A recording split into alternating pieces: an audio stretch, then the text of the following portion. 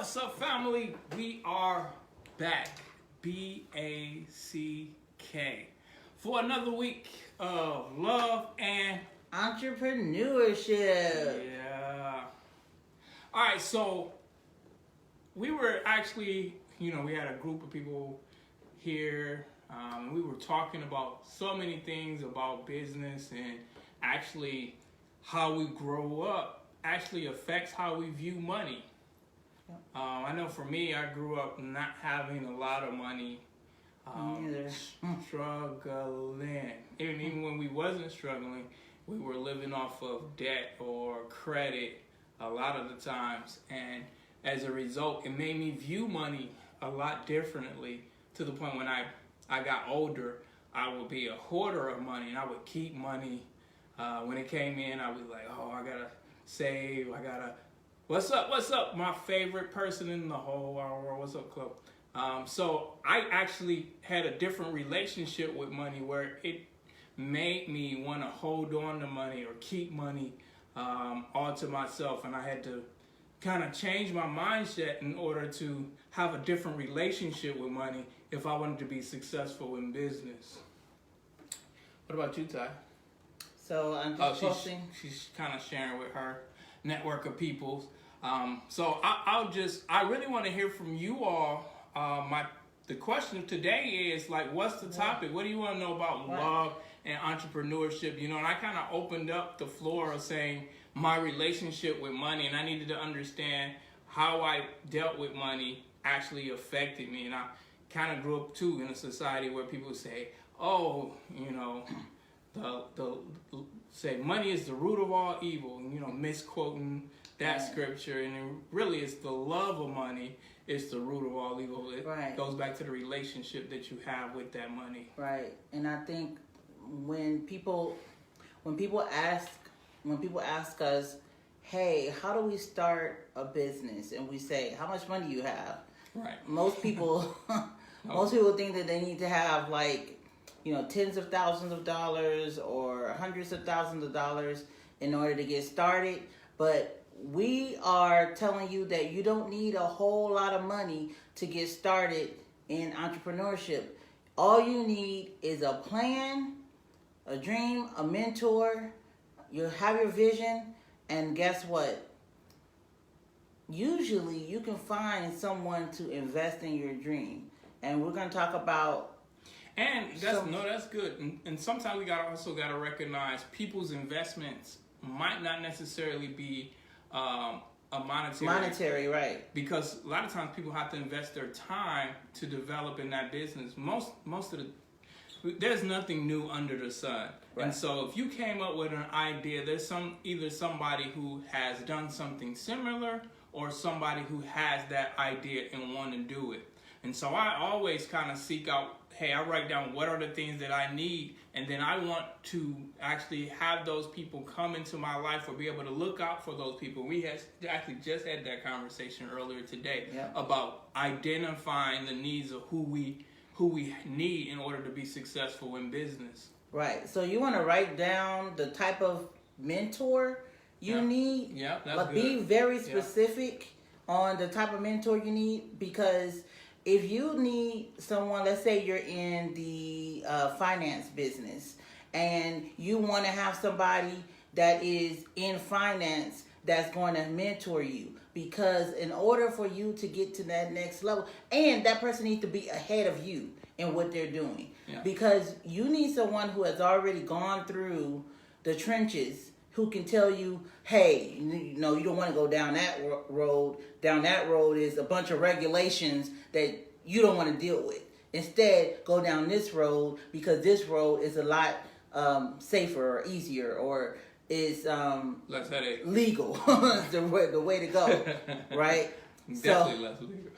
So we always ask anybody who asks us, how do you get started in business? We ask, hey, do you have a mentor? Mm-hmm. Do you have a plan? And have you educated yourself enough on that subject? Right. So let's say, for example, I wanted to start creating shoes. Well, I I don't know anything about that industry. So that means it might take me time, even though it's on my heart to do it, may take me time in order to actually produce that shoe or that line of shoes, because I need to take time and get the research and the knowledge in order to be successful. I think this is the biggest mistake that people, especially people of God, make, is that they get an idea and they think that idea is for right now. And that idea. No, that's good. And what they do is they start implementing that idea right now, and they're like, "Why is it not working?" Or they start the business and then they have to close it 6 months later. And right, because I always say, "Did you write the plan? Like, what does it look?" You they, get the idea. They went out of their ear prepared. Right. So what we tell people is like, "Wait, you got an idea, right? Mm-hmm. Great. Where's your plan?" Yeah. What do you mean? Like a business plan? Right. Well, yeah. Have you done customer discovery? Yeah. What's that? Mm-hmm. That's why you need a plan. Who's your demographic? Who's your demographic? What's your pricing looking like? Who's your competition? Right. What's your marketing strategy? What are you going to use? Digital media? Yeah. Or are you going to use guerrilla marketing? What's that? Exactly. Yeah. So before you launch into this wonderful plan you have, because I understand you're so excited to get started. Which you should be. You should be excited because That's it's fire. something that you have that, you want to put into place. But you think about actually birthing something, even in the natural. Even in the natural, it takes 9 months, 10 months, technically. Yeah, well, if you go full term, it takes 10 months for a baby to be born. Right. When that father, this is a sex education topic, so, when the father plants the seed, there is a process. There's 9 months before that child is even birthed, and so we have to take it in even in that same consideration. Have you even given it just 9 months of development and preparation in order to launch it? Right, and even in the natural, sometimes, I'd say on the female side, when the moment you find out you're pregnant, the first thing you do is you go out and buy all these books. Prenatal. Actually, I was thinking, look, I'm in my library. This is one of the books that I ran out and bought. Everybody know about this? What to expect when you're expecting. No, that's good. Well, what to expect Same principle. When you are expecting a business. Yeah. If we put that word a business there instead of a baby, the book would be just as thick. And some of the things you can actually take this book and mimic that of a business. The first thing is it starts off with before you conceive. So before you even do anything with this idea, there's things that you can do in the natural. And here it's talking about improve your diet. Make sure you toss out your birth control. Make sure you get all your illnesses under control. So on the business side, I would say before you conceive, check your credit. Make sure your credit is under control. Check your diet. That's your diet. Check your diet. Right. That's your diet. What's your diet looking like? What you consume. What's your consumption rate? Right. So I definitely want to hear from you all. What is some of the hurdles or things that you might face? This is your chance to ask. Kind of type in there, and I'll be right back. Okay. So this is the opportunity for you to ask any of your business questions. We have, let's say, a few people that's logged in right now. Oh, you just sell so many used versions of this book. Well, guess what? This book, even though it's talking about real life pregnancy, you can actually take this and completely revise this for the business world. And I was actually thinking about doing that because this book is packed with good stuff. It's packed. It's thick. It's about 1,000 pages. It's thick. So if you used to sell used copies of that book, I said, wow, I would like to see who actually completed that book. Boy, it's thick. It's Well, a you got dictionary. 9 months. You gonna got 9 months you to gonna finish need it. 9 months to finish it. So, just as you had 9 months to finish the book and to learn about everything you need to expect when you're expecting, it's the same thing you need to do in the business world. What to expect when you're expecting. Mm-hmm. So, we have a question. Any advice on how to find a mentor? The last time I got one, she offered to, but I feel like I need one familiar with my field and further ahead. Great question. So I would start with associations. So there are times when if you join a specific civic group, you can join civic groups like let's say you are an engineer, you're a black engineer. Well, there are groups called like the Black Engineers Society. There's the Black Engineers of America, Black Engineers of Metro Atlanta. There are so many different type of civic groups that you can join that will help you identify some mentors. So I would start with finding the group that is pertaining to your field. So there are some in human resources. You got it's called SHRM, like the something human resources management or something like that. But anyway, they have like a certification program that you can go through, and through that certification program you can meet people through there. So find out if there are any certifications that you have to go through in order to go to the next level in your field. Also, of course, if you are going back to college for something that you are pursuing, then there's always the professors and mentors that are actually in the college area that can help you with going to the next level. Sometimes, even in college, there are senior level people who just decided to go back to school, and there are people who will be willing to walk you through the journey. I am one of those people who will reach back and mentor anyone who is pursuing the education field, childcare, anything related to the youth, anything related to after school programs, summer camps, a school. I am that type of mentor. So if people wanted to find me, they also go to LinkedIn. And LinkedIn is one of I probably would say the second platform that I use or that other people use to find me, people like me. And they reach out to me and ask if I could mentor them. So those are quite a few roads you can take, but I am a member of quite a few groups like that. Like I told you, I'm a member of like the Women's Entrepreneurship Atlanta. I'm Launchpad 2X is like another women's entrepreneurship program here in Atlanta. I'm on the board of some school boards and things like that. So I put myself in places where people are like me or higher than me.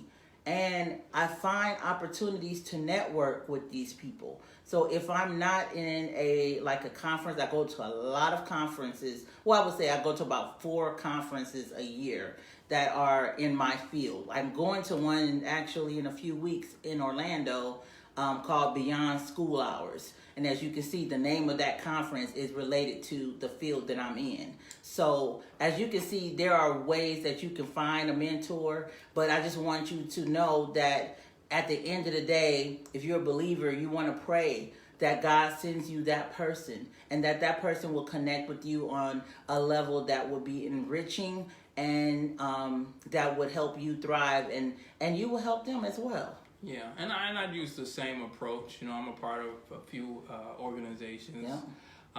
But I also encourage you too is that having a mentor takes a relationship. You don't have a mentor off the first time you meet, even though that's possible. But a mentor is somebody who you have a relationship with, somebody who can pour into your life, somebody who can speak into your life, and then you receive it and actually make corrections or adjustments according to what they have given you. I have a couple people who are mentors in my life, but they're not necessarily mentors in business. And so I'm still hoping that God send that person to me, or and that I'm open to whoever that person is, so that they can speak to my life and mentors. And so I become who I want. So I mentor other people because I too want to be mentored. Yes. Because I don't know everything, even though I know a lot. And at every level of your business, you may need to find another mentor as you get to another level. So for us, there was a level when we were like making under $100,000 a year with the businesses. It was like, okay, well, we can just use any mentor that is mid-size. You know, maybe they make like a 200 or 500,000 in their business, and they can help us get very far in life. But now at the level we are now, we're looking for people in the millions. And that is very hard to find without being in certain circles.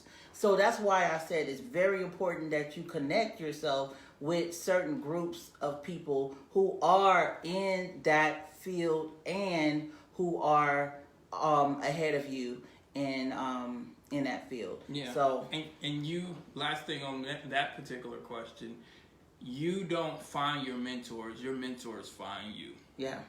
You know, people get people put on their heart for a reason, and they will say, "Hey, I want to mentor you." You know, it's different. Or they may not say it right. Well, not like that, but they may say, "Hey, here's my card. If you need anything, just give me a call." That, my friend, is an invitation for me to mentor you. Right. It's a different approach to say, "Hey, Ty, hey, can you mentor me? Hey, Ty, can you mentor me? Yeah. Hey, Ty, can you mentor me?" You're like, yeah.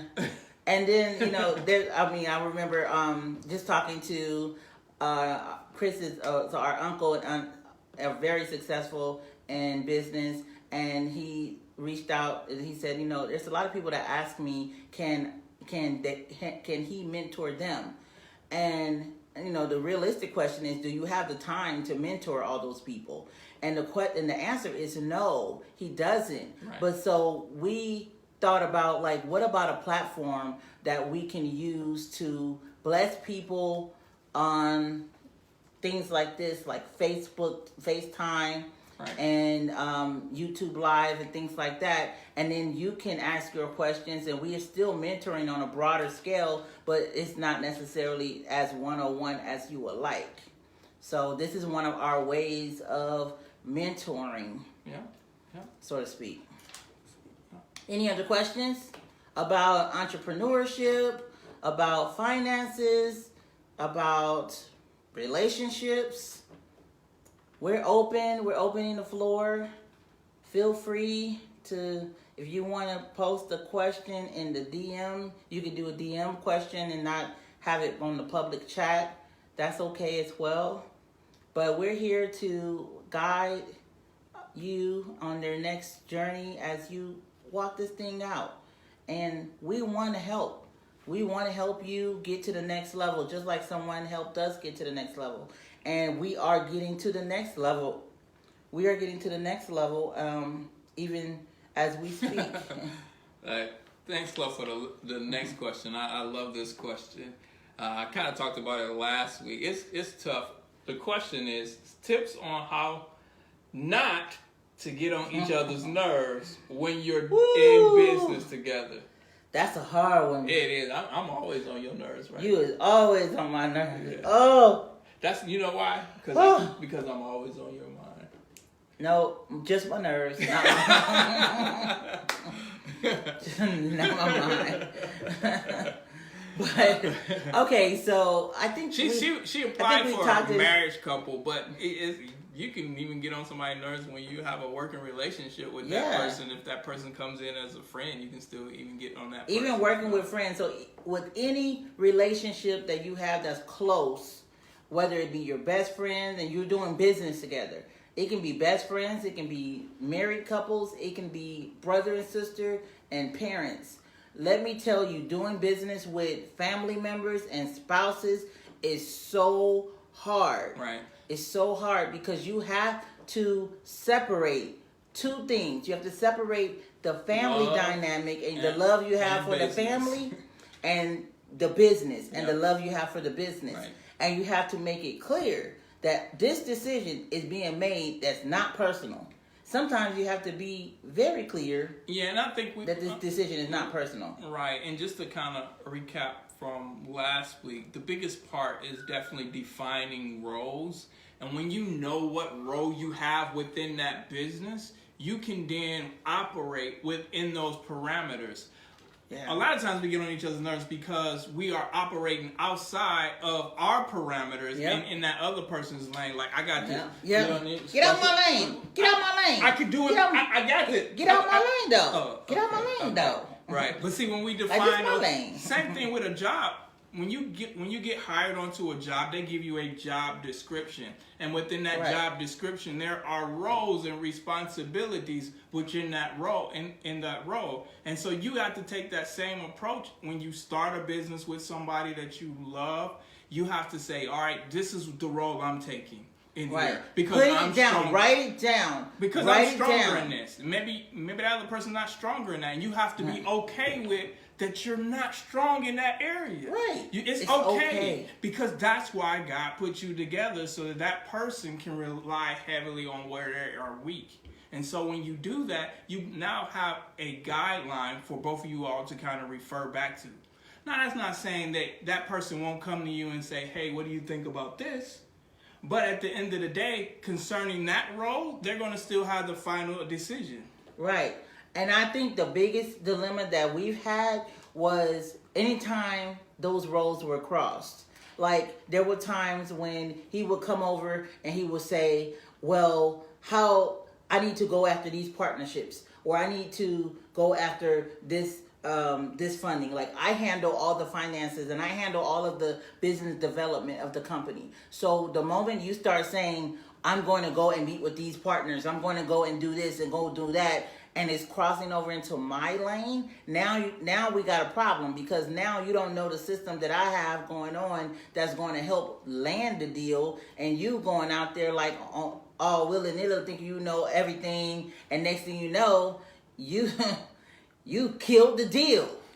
Now, here's the thing. There are times where I go out and I do create and find partnerships. One of our largest contracts was based on relationship that I had, that I already established. But once I got to a certain point, He passed the ball. I was like, here, all right, passed the this ball. this is the criteria, this is what they're looking for, these are the things that they need to be able to expect Right. from our services. Now, here, I need you to go ahead and make sure you Right. sign the paperwork concerning Right. that. Yes, he threw, as soon as it got to that level where it's like, okay, I need to know the details of I this did all deal. the heavy lifting. I did all the heavy lifting. Yeah, Then I said, he here, established the take relationship. the light He work. did. He established the relationship. He talked about the services because he knows what we offer. And then they said, okay, now send us over a pitch deck. Pitch deck. You better know what that is. So send us over a pitch deck and a quote. So what he did? Oh, that sounds like Ty's lane. Right, so what I Send me did, an email. actually, I created, I said, here, this is what we do. Put it in a nice little fancy thing, proposal, sent it over to them because I didn't need her for that. This is what we always do, you know. But then once they said, all right, well, how this structure going to look on, you know, on a day-to-day basis? What's this going to, well, I already know she already has the template for that. Right. So what I did was then I took that and said, here, your turn. You're up to bat. Right. So you just have to know who has the strength in what area, and this is actually across any relational barrier. When you're married, especially when you're married and you're working together, you need to know when to stop.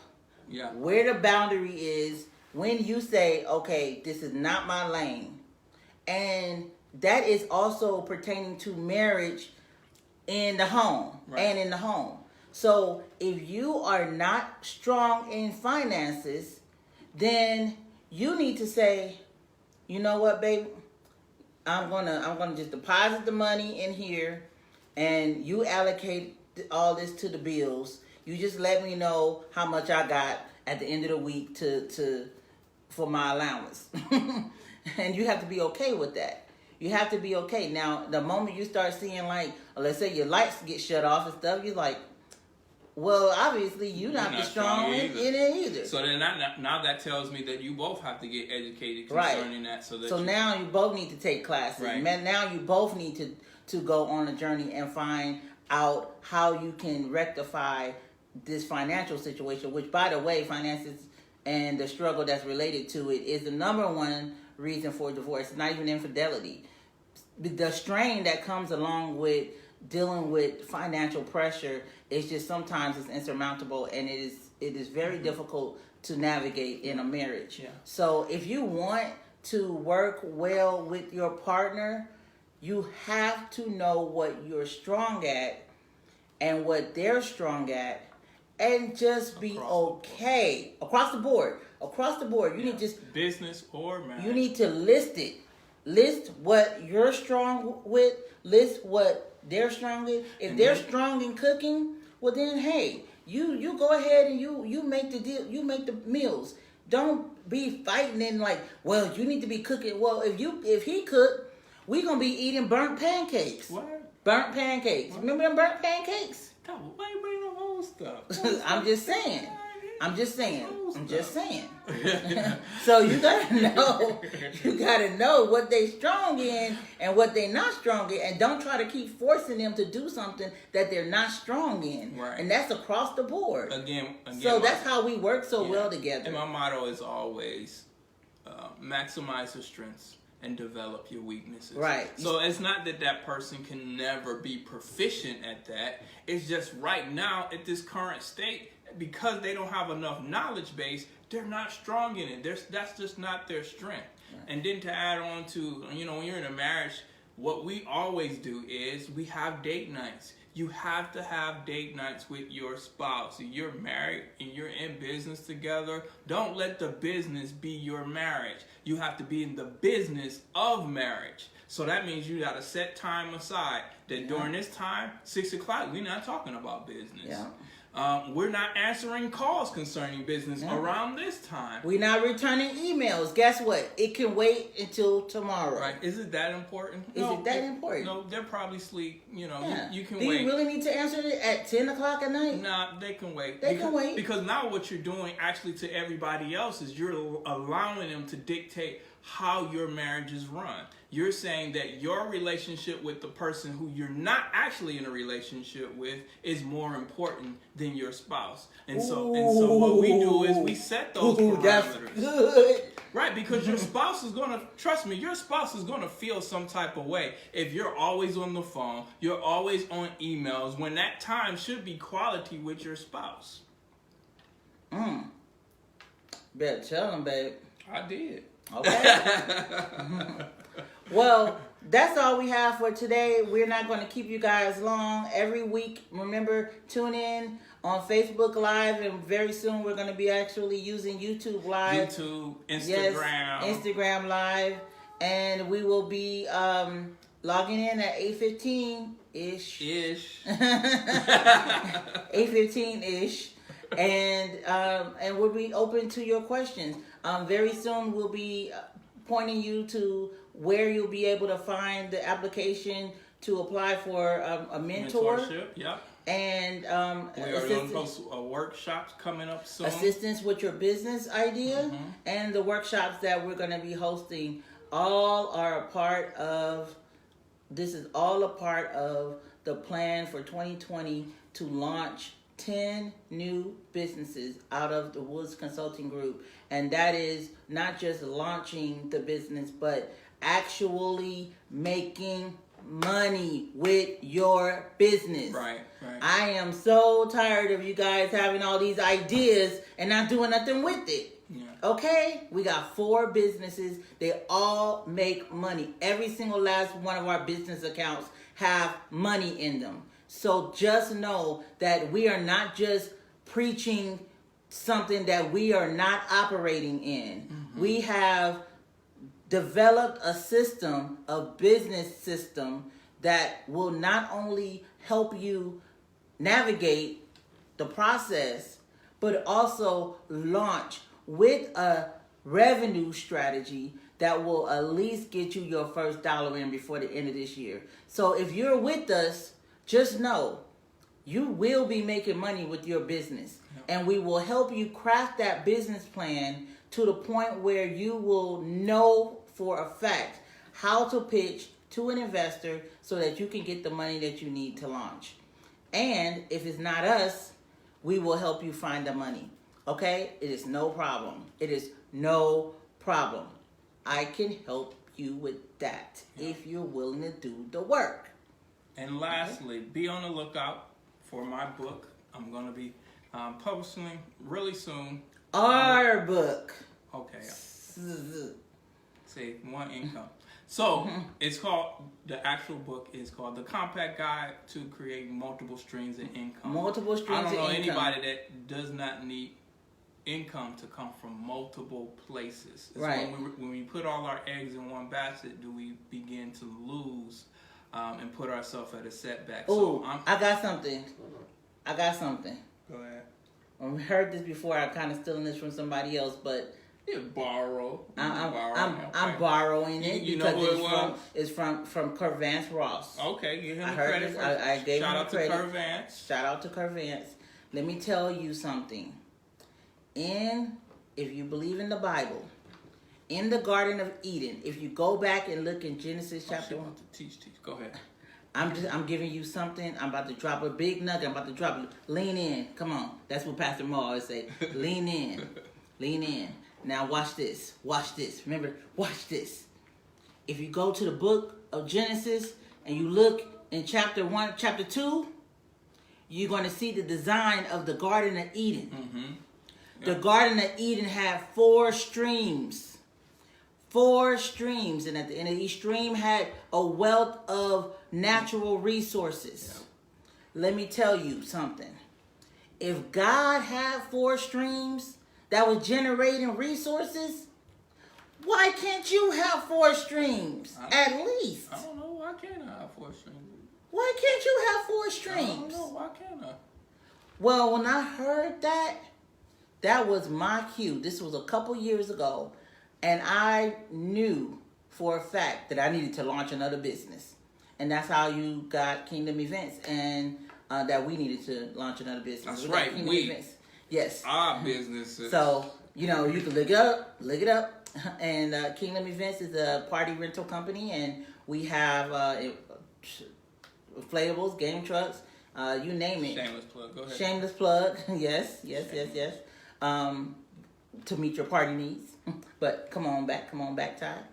Just know that if it was designed for God to have 4 streams generating natural resources, it is designed for you. And I'm telling you now that just starting on this one stream is not going to be all for you. So just come on the journey with us. Log in every Sunday. And I promise you, you hang in there, I promise you, you do the work, you will see results. Because, honey, we are blessed. And what's on us, it's about to come on you. Y'all ready? 2020. 2020. Let's do it. All right, we love y'all. And you have just tuned into Love and Entrepreneurship. And so we do what we do. We love to mentor. We love to give back. And this is our way of doing it. So, indeed, tune in next week. Same Woods Family Channel. Same Woods Family Station. All right, now. We will see y'all next week. Bye. Bye.